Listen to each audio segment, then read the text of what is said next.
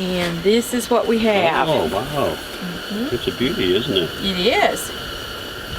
Now, I think most people would be very interested in what's the dates of an approximate date, or just what you've learned so far from Well, it? so far from the pottery that we've discovered, the La Plata black on white, the fugitive red, the lino is early basket maker 3, which is about 500 to 600 AD. That's what we're thinking, and until we get some dates back from our samples, we won't know that, for sure. But that's what we're thinking it is. So that's a pretty, that's a range. Now, this just wasn't a campsite they just set up once and just left it. This was kind of like a community here, do you think? Or? We have theories that is possibly what it was. We don't know that for sure. Will we know that for sure? I'm not sure. I don't think so, because we're not going to excavate everything. We're just excavating where the construction is going to be happening at. This component, this site so far looks like it's a single component. In other words, this is an early basket maker, and we're not finding evidence of anything later, meaning there's no evidence of Navajo, there's no evidence of Anasazi Great House. So far it looks like it's the early basket maker 3. Other sites in the park, most of them have more components to them. Right. Okay. Now, when the park finds something like this, there's a protocol for this and procedure that they have to follow to deal with a discovery like this, or a find like this? Right. We have to find out the extent of the site itself, what damage was done to the site. We have to do a damage assessment, and then excavate the site for in the area that there is going to be, constructions, and mainly it's for content and damage. Okay. What we have going here. When they do construction here, my understanding is that they won't dig any deeper, that they will fill. So anything that's left will be there. Okay.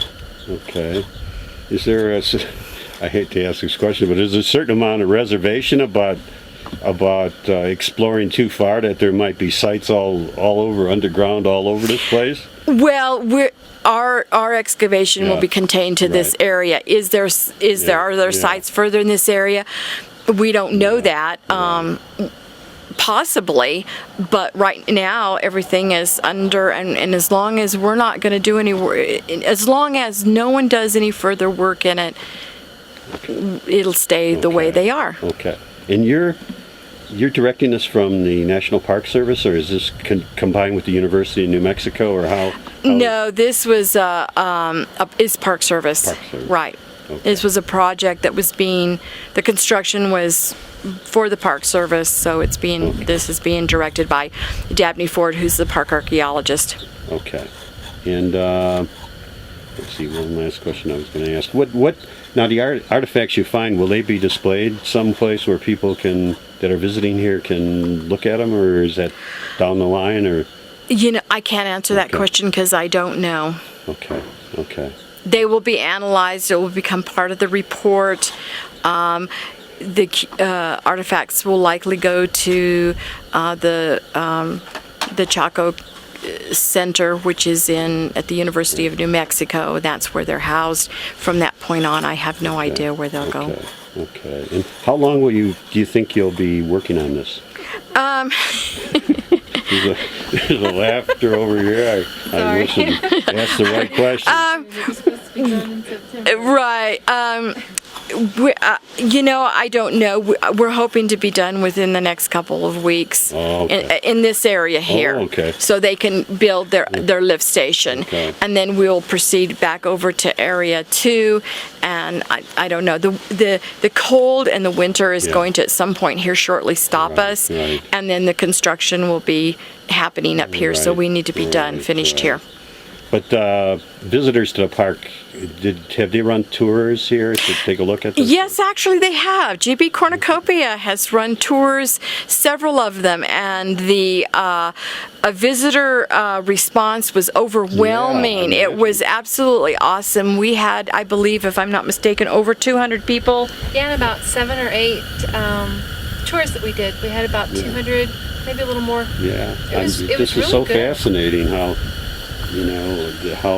how you guys operate and how it's so, it's scientific and steps are taken and all. So it's Well, the visitors really enjoyed seeing what we were doing. They enjoyed seeing, we had some samples of the artifacts we have recovered. They had wonderful questions.